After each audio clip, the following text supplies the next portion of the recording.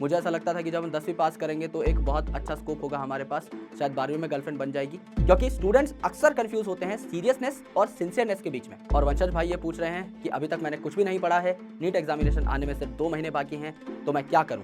तो आप भगवान से प्रार्थना करिए कि आप सिलेक्ट हो जाएं। Sir, you have cracked 15 plus different competitive examinations, तो आपकी स्ट्रेटेजी क्या रहती थी? बाकी मैं आपको पर्सनली यही सजेस्ट करूंगा कि आप एक टॉप रैंक लाने के पीछे अगर फोकस कर रहे हैं तो हेलो एवरीवन, कैसे हैं आप सब लोग? I hope each and every one of you is doing absolutely good. My name is doctor Vipin Kumar Sharma और मैं आप सभी लोगों का तहे दिल से स्वागत करता हूं हमारे इस प्यारे से चैनल जोश टॉक नीट के ऊपर। और आप लोगों ने बहुत सारे सवाल जोश टॉक टीम को भेजे हैं, उन सभी कंफ्यूजन्स का हम लोग आज सोल्यूशन लेकर के आप लोगों तक पहुंच रहे हैं। तो I hope this session would be really interactive. So let's start with question number 1. So when it comes to clearing your backlogs, आपको बहुत ही ज़्यादा स्मार्ट अप्रोच लेना पड़ता है, बिकॉज अगर आप अपने बैकलॉग्स को पूरा टाइम देंगे तो आपका जो करंट सिलेबस है वो भी बैकलॉग में ऐड होता जाएगा and this will become a never ending loop. So it becomes very important for you to concise the things. आप अगर नोट्स बनाने में बहुत ज़्यादा टाइम देते हैं तो it will become really hectic for you कि आप 2 घंटे के लेक्चर को 2 घंटे में ही कंप्लीट कर पा रहे हैं, इसके चांसेस एकदम नील हो जाते हैं। आप नोट्स बनाने को ज्यादा प्रेफरेंस ना दें when it comes to backlog. आप आराम से अपनी एनसीईआरटी में सारी चीजों को अंडरलाइन करते हुए चलें। कोई एक्स्ट्रा पॉइंट आता है तो उसको आप स्टिकी नोट्स में लिख लें एंड अल्टीमेटली आपका कोर फोकस होना चाहिए टू अंडरस्टैंड द कॉन्सेप्ट। कोई ऐसी चीज है जो आपको पहले से पता है, आपने स्कूल में पढ़ ली है या आपको ऑलरेडी वो चीज किताब से समझ में आ चुकी है, तो उसको आप वीडियो में ना देखें, उसको आप स्किप करते हुए चलें। कोई बात ऐसी हुई है, कोई इंटरेक्शन हुई है टीचर की स्टूडेंट्स के साथ जो सिलेबस के साथ अलाइन नहीं हो रही है, जो जस्ट स्टूडेंट को थोड़ा सा एंगेज करने के लिए थी, उनकी मोटिवेशन के लिए थी, तो आप उन सारी चीजों को भी एस्केप कर सकते हैं एंड अल्टीमेटली आप बहुत ही ज्यादा बड़े लेक्चर को बहुत शॉर्ट एंड कंसाइज तरीके से कवर कर पा रहे होंगे। काफी टीचर्स जब लाइव में पढ़ाते हैं तो उनका पढ़ाने का जो स्पीड है दैट इज वेरी स्लो, तो आप 2x पे 1.75x पे भी अपने स्पीड को बढ़ा करके लेक्चर को जल्दी कवर कर सकते हैं। आपका फोकस इस चीज पे होना चाहिए कि आप फटाक से एक बार अपने सिलेबस को देखें और ज्यादा से ज्यादा क्वेश्चंस लगाएं। परफेक्शन से सिलेबस करने के पीछे अगर आप भागेंगे तो आपके और बैकलॉग फॉर श्योर क्रिएट होते चलेंगे। आपका पूरा का पूरा ध्यान इस चीज पे होना चाहिए कि एक बार आप सिलेबस को अपनी आंखों के सामने से निकाल दें और उसके बाद अगर आपके पास वक्त बचता है तब आप लेक्चर को दोबारा से रिविजिट कर सकते हैं और एक और बार देख सकते हैं for a better revision prospect. तो अगला सवाल है शाहिद भाई का बारामूला कश्मीर से और वो पूछ रहे हैं, sir you have cracked 15 plus different competitive examinations, तो आपकी स्ट्रेटेजी क्या रहती थी? मैं आपको ऑनेस्टली बताऊं, there is a success tracker और उस सक्सेस ट्रैकर को मैं यूज करता हूं और अपने हर स्टूडेंट को मैंने वो बैच में दिया भी हुआ है। देयर इज अ ट्रैकर जिसमें एक साइड में आपके चैप्टर्स लिखे रहते हैं और दूसरी साइड में ये लिखा रहता है कि आपने उन चैप्टर्स को कितनी बार कवर किया। फॉर एग्जाम्पल अगर मैं नीट के प्रोस्पेक्ट से बताऊं तो लेट्स से आपका चैप्टर है cell the unit of life, तो मैं यहां पर एक ब्लॉग बनाऊंगा, उसमें मैं लिखूंगा क्या मैंने लेक्चर देखा, यस तो मैं मार्क कर दूंगा राइट। उसके बाद क्या मैंने डीपीपी सॉल्व करी, क्या मैंने पिछले 10 साल के पेपर लगा लिए हैं, क्या मैंने रिवीजन 1 कर लिया है, क्या मैंने उसके बाद मॉक टेस्ट दे दिया है, क्या मैंने रिवीजन 2 कर लिया है, क्या उसके बाद सेकंड माइनर दे दिया है, क्या उसके बाद रिवीजन 3 कर लिया है, क्या मैंने एक फुल लेंथ मॉक टेस्ट दे दिया है और क्या एग्जाम से पहले मैंने रिवीजन कर लिया है। अगर ये सारे टिक मार्क लग चुके हैं, आपको दुनिया की कोई ताकत किसी भी कॉम्पिटेटिव एग्जामिनेशन को क्रैक करने से नहीं रोक सकती, क्योंकि मोर और लेस आपने अपने एग्जाम के लिए 10 बार अलग अलग फॉर्मेट में चीजों को तैयार कर लिया है। तो हम भी अपने बैच में कुछ इसी तरीके से काम करते हैं कि हम पहले पढ़ाते हैं, फिर माइंड मैप दे देते हैं, फिर क्वेश्चंस करा देते हैं, फिर एक समरी लेक्चर आ जाता है एंड अल्टीमेटली स्टूडेंट्स बहुत बार अलग अलग वे में बिना सैचुरेट हुए एक चैप्टर को कंप्लीट कर चुका होता है, जिससे कॉन्फिडेंस बाय डिफॉल्ट बूस्ट हो जाता है। अगर आप अपने तरफ से सिर्फ हमारा दिया हुआ होमवर्क कर लेते हो, प्रैक्टिस कर लेते हो, देन दुनिया की कोई ताकत आपको सिलेक्ट होने से नहीं रोक सकती। तो ये सक्सेस प्लानर या सक्सेस ट्रैकर आप हर एग्जाम के लिए तैयार कर सकते हो। मैं हमेशा ये कोशिश करता था कि एक तो मेरा सिलेबस पूरा हो जाए और दूसरा मैं उसे कम से कम 5 बार रिवाइज कर लूं विद गुड प्रैक्टिस। जो भी चीजें मुझे जरूरी लगती थी मैं अपने नोट्स के अंदर ऐड कर लेता था, so that my notes will become sole resource. और नोट्स मतलब ऐसा नहीं कि 500 पेज की किताब है तो 500 पेज के ही नोट्स है। अगर किताब 500 पेज की है तो आप उस किताब के साथ जस्टिस से तभी कर रहे हैं जब आपके नोट्स कम से कम 100 पेज के हैं, बस। ज्यादा से ज्यादा 150 पेज के, अगर बहुत कॉम्प्लेक्स चीज आप पढ़ रहे हैं तो। यानी जब आप नोट्स को पढ़ें तो आपको ऐसा लगे कि आपने अपने काम को रिड्यूस कर दिया है टू 1/3 या 1/4, तब जाके उस नोट का पर्पस आपका अच्छे तरीके से फुलफिल हो पाता है। तो आप आराम से अपनी पढ़ाई करिए, सिलेबस पूरा करिए, बार बार रिवीजन करिए, मॉक टेस्ट दीजिए और सारे एग्जामिनेशन की स्ट्रैटेजी मोर और लेस सेम ही होती है। तो चांदपुर से योसिफ भाई पूछ रहे हैं कि उनका स्कोर जो है वो स्टक हो चुका है 400 मार्क्स पे, how he can improve his score. तो दोस्त मेहनत तो करनी पड़ेगी, उसका कोई ऑल्टरनेटिव है नहीं, लेकिन यहां पर आपको बहुत ही सिलेक्टिव मेहनत करनी है। क्योंकि अगर आप 400 स्कोर कर रहे हैं then you need to ponder upon the rest of 320 marks कि वो कैसे लाए जाए। तो आपको अपने पिछले 5 मॉक टेस्ट को बहुत डीपली एनालाइज करना है। मतलब अगर आप 3 घंटे में एक मॉक टेस्ट को अटेम्प्ट कर रहे हैं तो प्लीज मेक श्योर आप 3 घंटे लगाएं उन टेस्ट को एनालाइज करने में। आराम से 180 क्वेश्चंस का कॉलम बनाइए और उन क्वेश्चंस में से जो जो गलत हो रहे हैं उनका रीजन आप लिखेंगे कि वो क्वेश्चन गलत क्यों हुए। क्या आपने ओएमआर गलत फिल कर दी, या आपने क्वेश्चन ठीक से नहीं पढ़ा, या कोई सिली मिस्टेक हो गई, या फिर वो कॉन्सेप्ट ही आपको नहीं आता था, या फिर आपका कोई कैलकुलेशन एरर हो गया। आप वहां से एक पैटर्न को ऑब्जर्व कर पाएंगे पिछले 5 टेस्ट में कि आपने कौन सी गलतियां हैं जो पांचों टेस्ट में आपने रेपिटेटिवली करी हैं। वहां से आपको एक आइडिया लगता है कि आपको किन एरिनास पे फोकस करना है, कौन सी चीजें हैं जो आप बार बार रिपीट कर रहे हैं जानते हुए भी। तो इससे आपको बहुत अच्छी खासी क्लैरिटी मिल जाएगी कि कहां कितनी गलती हो रही है, जिसको इंप्रूव करके आप अपने स्कोर को बढ़ा सकते हैं। और रिजल्ट कभी भी एक दिन में नहीं आता, तो आपको बहुत ही ज्यादा पैनिक नहीं करना है। अगले दिनों में आपको बहुत सारे मॉक टेस्ट देने हैं नीट से पहले, और आप ये जो मॉक टेस्ट एनालाइज करेंगे इसके रुझान आपको दिखना स्टार्ट होंगे 10 टेस्ट बाद। ये मैं आपको पहले ही आगाह कर रहा हूं, बिकॉज कोई भी चीज अचानक से नहीं होती। अगर आप सोच रहे हैं कि आपने 5 मॉक टेस्ट एनालाइज किया और अगले टेस्ट में ही आपका स्कोर 550 हो जाएगा, देन दैट्स नॉट ट्रू। आपको ग्रेजुअल जंप्स मारने हैं, आपको क्वांटम लीप नहीं मारनी। आपको अचानक से ये नहीं सोचना कि मैं 400 से 700 पे कैसे जाऊं। आपको ये देखना है कि मैं 400 से 420 पे कैसे जाऊं, देन 440 पे कैसे जाऊं, एंड धीरे धीरे mock test by mock test आपका स्कोर बढ़ता जाएगा और आप 650 तक पहुंच जाएंगे अगर आप अपने एफर्ट्स के साथ कंसिस्टेंट हैं तो। पटना से नवीन भाई पूछ रहे हैं कि सर आप बचपन से टॉपर ही हैं क्या? तो दोस्त, मैंने अपनी पर्सनल जर्नी जो है वो जोश टॉक के प्लेटफॉर्म पे ऑलरेडी शेयर कर रखी है। यहाँ आपको आई बटन पे एक लिंक मिल जाएगा जहां पर जाकर आप सारी चीज़ें विस्तार से सुन सकते हैं। लेकिन मैं बचपन से टॉपर नहीं था, to be honest. I was an average student when it comes to marks in school, but when it comes to inquisitiveness, जानने की इच्छा, जिज्ञासापना, उसमें मैं हमेशा बाकी स्टूडेंट्स के कंपैरिजन में अपने आप को आगे ही देख पाता था। और मुझे लगता है कि उसी चीज़ ने मुझे आज थोड़ा बहुत कुछ अपनी लाइफ में अचीव करने पर मजबूर किया है। तो आप जिज्ञासा रखें अपने अंदर, चीज़ों को जानने की, डिकोड करने की कोशिश करें, and ultimately you will get to some better place. हालांकि जब मैं कॉलेज में आया था उस टाइम पर मैंने पढ़ाई को, कोर सिलेबस को बहुत ही अच्छे तरीके से इम्बाइब करना स्टार्ट कर दिया, और मैं यूनिवर्सिटी एग्जामिनेशंस के लिए कुछ ज़्यादा ही सीरियस हो गया। एंड वहाँ से एक नई जर्नी स्टार्ट होती है जहाँ पर मैं साइंस के प्यार में पड़ गया, and ultimately I got to the place where I am. तो काफ़ी सारी चीज़ें मुझे अपनी लाइफ में मिली बहुत लेट, बट यहाँ से आप ये भी सीख सकते हैं कि इट्स नेवर टू लेट। जब भी आप रियलाइजेशन करते हैं किसी भी चीज़ की, तभी से आपकी एक नई शुरुआत हो जाती है। तो I wish you all the luck, and I hope आप भी अगर कोशिश करें तो आप भी टॉपर बन सकें। तो अगला सवाल आयुष भाई का है दिल्ली से, और उन्होंने पूछा है कि 11th उनकी पूरी बर्बाद हो चुकी है, नीट 2025 की वो तैयारी करना चाहते हैं, तो 12th में वो किस हिसाब से एंटर करें, किस हिसाब से अपनी तैयारी करें कि नीट 2025 को वो 700 प्लस के स्कोर के साथ फोड़ रहे हों। तो आयुष भाई, यहाँ पे it is very important to take both the things into consideration. और अगर आपकी 11th खराब हो चुकी है तो 12th पे आपका बहुत कम इम्पैक्ट पड़ेगा। आप इंडिपेंडेंट टॉपिक्स को आराम से समझ सकते हैं। अगर आप बेसिक से चीज़ों को उठाना जानते हैं थोड़ा बहुत, या आप अगर अच्छे टीचर से पढ़ते हैं जो आपको बेसिक से कॉन्सेप्ट समझाएं, तो आपको बहुत ज़्यादा प्रॉब्लम नहीं होगी। कुछ चीज़ें हैं जो प्रॉब्लमेटिक होंगी फॉर फिजिक्स एंड केमिस्ट्री, उनमें मैं आपको रेकमेंड करूंगा कि आप अपनी बेसिक मैथमेटिक्स को थोड़ा सा स्ट्रॉन्ग कर लें, जिससे कि आपको डेरिवेशंस करने में दिक्कत ना आए। और बाकी मैं आपको ये रेकमेंड करूंगा कि आप 5:2 का रेशियो रखें इन studying 11th class and 12th class.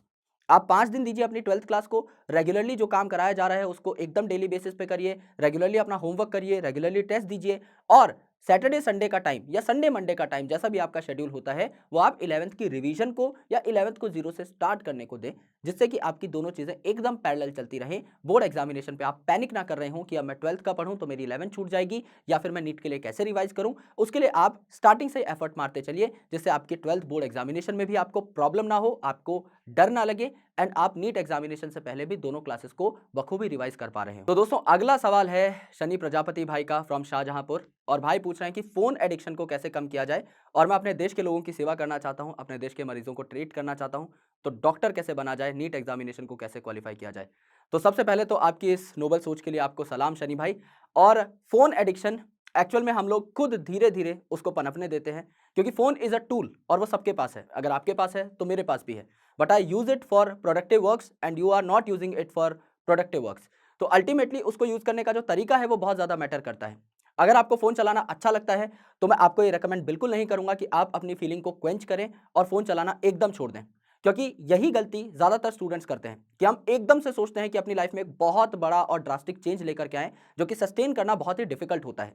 अगर हम ग्रेजुअली किसी चीज को धीरे धीरे अपनी लाइफ में ले आते हैं या छोड़ना चाहते हैं, तभी वो चीज काम करती है।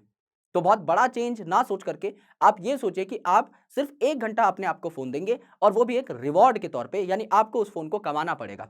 अगर आप दिन में 8 घंटा पढ़ाई करते हैं, तो 1 घंटा फ़ोन चलाने में कोई भी बुरी बात नहीं है। क्योंकि स्टूडेंट्स अक्सर कन्फ्यूज़ होते हैं सीरियसनेस और सिंसियरनेस के बीच में। आपको लाइफ़ में सीरियस नहीं होना होता, आपको लाइफ़ में सिंसियर होना पड़ता है। अगर आप सिंसियर हैं, अगर आप अपने एफर्ट के प्रति ईमानदार हैं और उसके बाद आप चाहे मौज-मस्ती भी कर रहे हैं, तो वो एक बहुत ज़्यादा प्रोडक्टिविटी बूस्टर के तौर पे आपके लिए काम करेगा।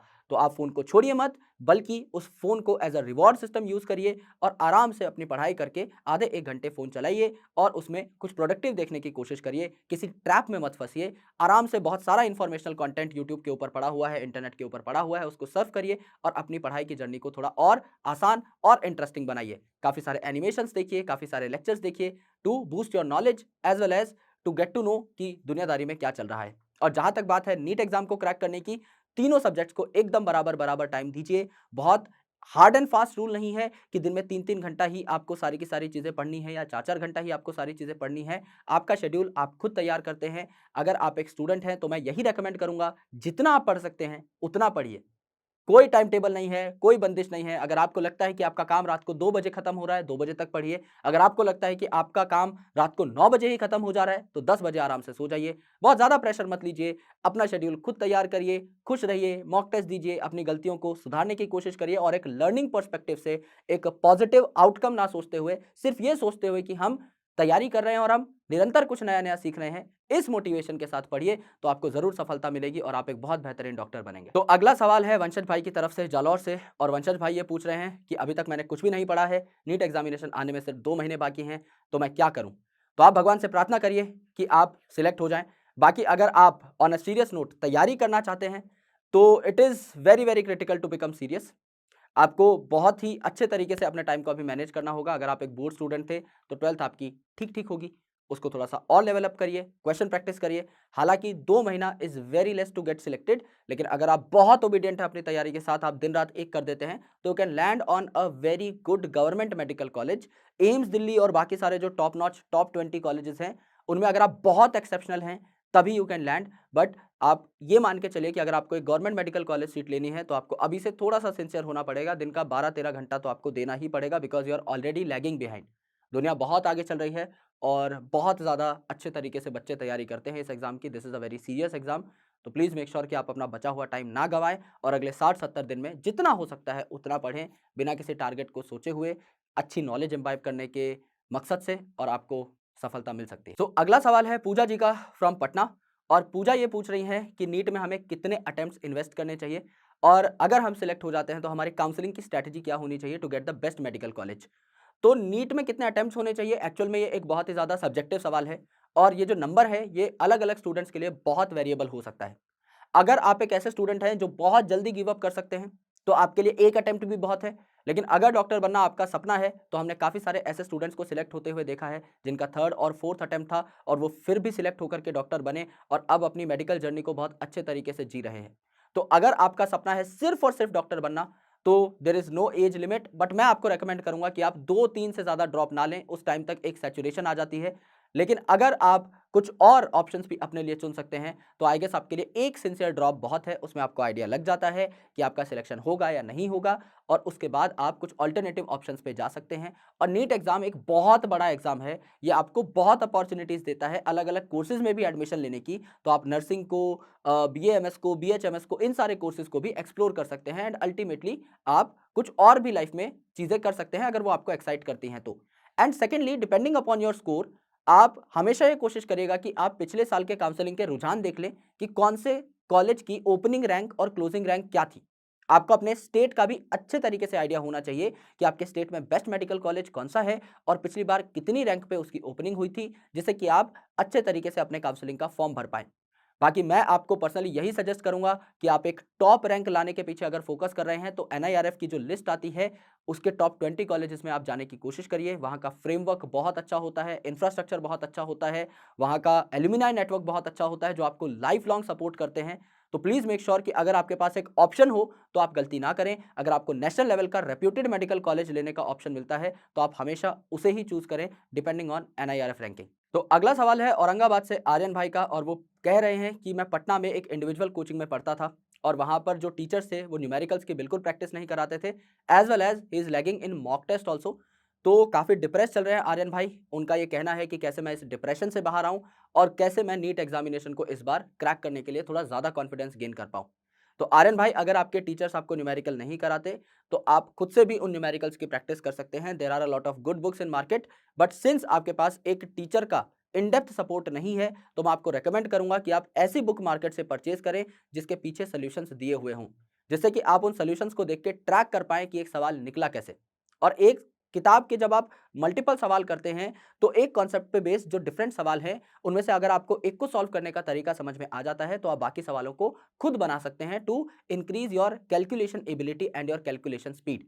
तो मैं आपको रेकमेंड करूंगा कि आप ऐसी किताब या एक ऐसी टेस्ट सीरीज खरीदें ऑफलाइन जिसमें आपके सॉल्यूशंस गिवन हो, जिससे आपको किसी टीचर पे रिलाय ना करना पड़े। And there are a lot of good platforms including PW, जो कि आपको हर सवाल का जवाब फ्री में भी देते हैं। आपको कभी भी कोई डाउट आए तो आप उस डाउट को पोस्ट कर सकते हैं ऑन इंटरनेट। आपको video solutions, audio solutions, different format में सॉल्यूशंस मिल जाते हैं अपने सवाल के। तो आप ऑटोमेटिकली ये सीख सकते हैं कि एक सवाल के पीछे क्या कॉन्सेप्ट लगा है और आप ज़्यादा कॉन्फिडेंस गेन कर पाते हैं। हालांकि इसमें आपको वक्त थोड़ा बाकी स्टूडेंट्स के कंपैरिजन में ज़्यादा ही इन्वेस्ट करना होगा, लेकिन अगर आपको सिलेक्ट होना है तो आपको उस वक्त को आगे एक बार रखना पड़ेगा। सो अगला सवाल अजमेर से याशिका जी का है, जो पूछ रही है कि क्या सर आप लक्ष्य 2025 के फर्स्ट बैच में रहेंगे। तो सबसे पहले तो थैंक यू सो मच कि आपने अर्जुना में मुझे इतना प्यार दिया, लेकिन ये चीज़ें टीम के हाथ में रहती हैं। Most possibly I can be a part of that batch, but अभी तक मैं कंफर्म नहीं कर पाऊंगा आपको। अभी तक मेरे पास कोई कंफर्मेशन नहीं है, बट येस, काफ़ी सारी चीज़ें हैं जो अलाइंड है, तो I guess I shall be a part of that batch. But अभी मैं कुछ कमिट नहीं कर सकता, बहुत जल्दी आपको उसके रिगार्डिंग इन्फॉर्मेशन मिल जाएगी। तो जागी रोड से नमिता जी का सवाल है कि सर मैं अपने 12th क्लास में टॉपर थी, बट अभी नीट में मैं उतना अच्छा स्कोर नहीं कर पा रही हूँ, तो I am facing a bit of depression. तो नमिता जी, अगर आप एक डेटा देखें, बहुत नॉर्मल सा डेटा है, तो हर क्लास में एवरेज 30 बच्चे होते हैं और उनमें से 3 लोग हमेशा फर्स्ट सेकंड थर्ड आ ही रहे होते हैं। यानी कि 10% लोग ऐसे हैं जो कोई ना कोई पोजीशन होल्ड करके बैठे हुए हैं। अगर आप नीट में प्रेजेंट स्टूडेंट्स की संख्या देखेंगे तो अराउंड 22 लाख के आसपास है, तो आप मान सकते हैं कि लगभग 1 लाख बच्चा तो ऐसा होगा ही जो अपने स्कूल का टॉपर रहा ही होगा, चाहे फर्स्ट पोजीशन पे, चाहे सेकंड पोजीशन पे, चाहे थर्ड पोजीशन पे। अब इतने सारे टॉपर्स जब आपस में क्लैश करते हैं तो जाहिर सी बात है उनमें से काफ़ी सारे लोगों को डिप्रेशन ही हाथ लगती है। यहाँ पर थोड़ा ज़्यादा कंपटिटिव माहौल है, तो आपको थोड़ा सा एक्स्ट्रा परफॉर्म करना पड़ता है, and for that you need to push yourself hard.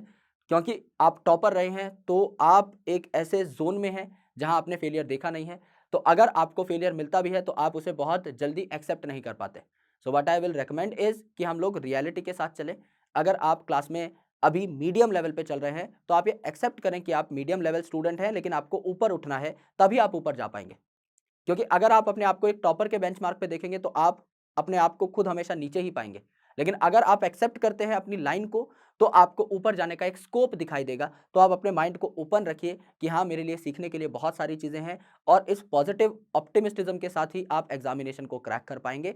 तो my best wishes are with you. आराम से कंसिस्टेंटली मेहनत करिए, क्योंकि consistency is the only thing, zeal is the only thing जो आपको नीट में या किसी भी कॉम्पिटिटिव एग्जामिनेशन में सफलता दिलाती है। क्योंकि बहुत बच्चे पढ़ते हैं, बहुत बच्चे तैयारी करते हैं, लेकिन सिलेक्शन सिर्फ उनका होता है जो उस फिनिशिंग लाइन को टाइमली क्रॉस करते हैं, और उसमें कंसिस्टेंसी और ज़ील का बहुत इंपॉर्टेंट रोल है। तो आप पॉजिटिव रहिए, अपने आप को डिप्रेशन में मत ले जाइए, और ये कोशिश करिए कि आप डेली कुछ नया सीखें और अपने आप को 1% डेली इंप्रूव कर रही हों, जिससे कि नीट एग्जामिनेशन आते आते आप एक अच्छे स्कोर तक पहुंच जाए और बाकी लोगों से बढ़िया तरीके से कंपीट कर पाएं। सो अगला सवाल है अनीश भाई का दिल्ली से, और अनीश भाई पूछ रहे हैं कि रिलेशनशिप को और पढ़ाई को कैसे साथ साथ मैनेज किया जा सकता है, और सर आप रिलेशनशिप को और काम को कैसे मैनेज करते हैं।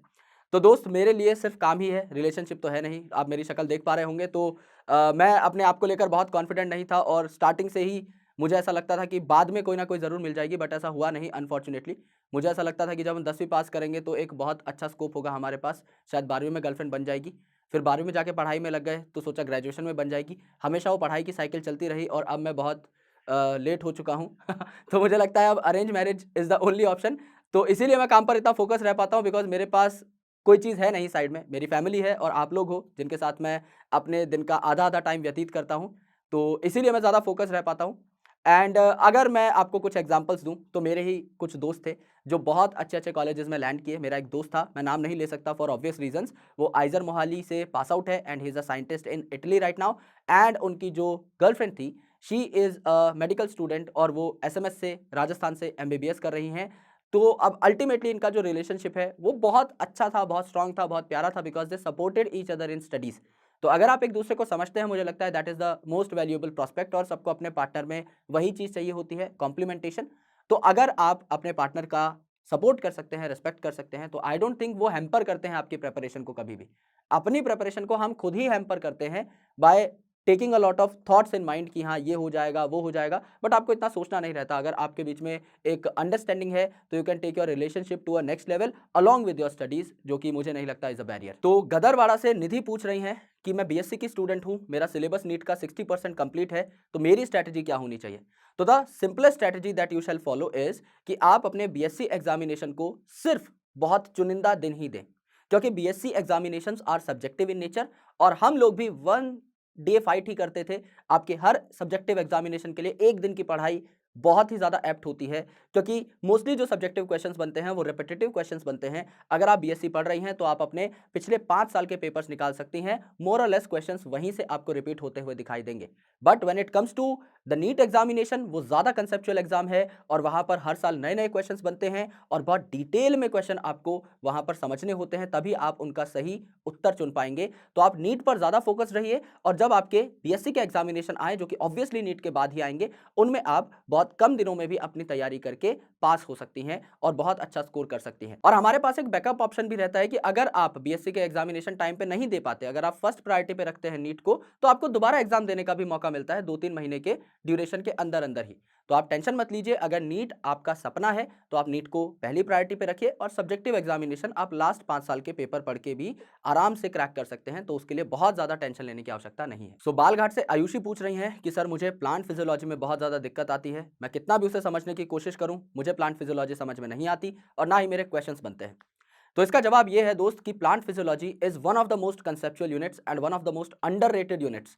हम लोग कुछ ऐसे यूनिट्स हैं जिनको बहुत ज़्यादा तवज्जो देते हैं, लेकिन प्लांट फिजियोलॉजी जो है, ये जेन्युइनली कुछ ऐसे कॉन्सेप्ट्स को लेकर बैठी हुई है जिनको समझना महाभारत है, जैसे glycolysis, electron transport system and chemiosmotic hypothesis.